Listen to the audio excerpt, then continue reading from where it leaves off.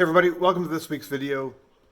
Late last week I released a video on how to include someone in Teams that does not subscribe to Teams so that you can replace some of the other platforms out there like Zoom that don't have, maybe it's the security features that we're looking for.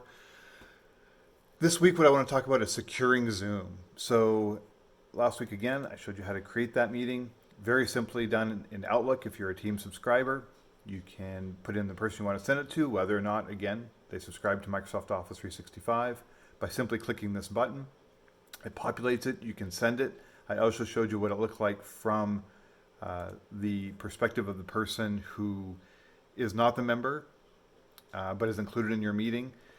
You can see here, this is what it typically looks like. What I want to talk about this week is how to secure these options, because by default, when you invite someone, whether or not they're a subscriber or not, they have full presenter access, which means they can present data, they can mute everyone, including the original presenter. So there's a couple of ways to secure this. The first way, and probably not the easiest, but it is possible once the meeting has started. You can see on the screen right now, this is what it looks like when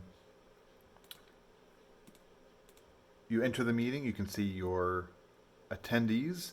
Right now, again, by default, they can all present. So Joe, for example, is my guest. But if you look at the options here, he is a presenter. So you can see this option here to make an attendee. You can click on that, you confirm, and now he can interact, but he cannot take over the meeting. He cannot mute other attendees. He cannot present any sort of information through the meeting. What we've been calling this up until now was Zoom bombing, where someone attends a Zoom meeting and they take over the meeting. In this case, it would be Teams bombing. So to prevent that, you can make that change manually here. It's a little bit tedious, especially if you have several people inside the meeting, just to show you can actually change it back. So what you want to do is inside the original meeting, there is this little hidden option right here called Meeting Options. If you click on that, it loads up a web page that allows you to change those options. Let me just, there it is right here. So if you click on that link, it opens up this web page and it tells you who can bypass the lobby, so you can actually let people in as they come in, and then you can also indicate who can present. So I would recommend saying only me, and if you need other presenters as you go along, just typically enable that. Otherwise, you can actually specify people in your organization that are presenters.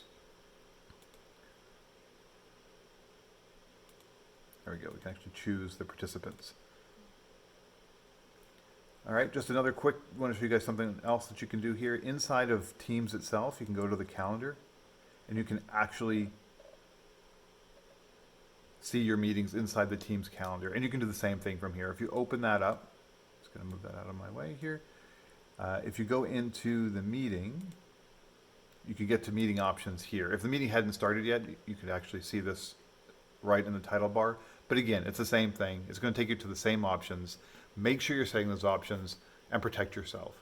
Have a great week. We'll talk to you next week.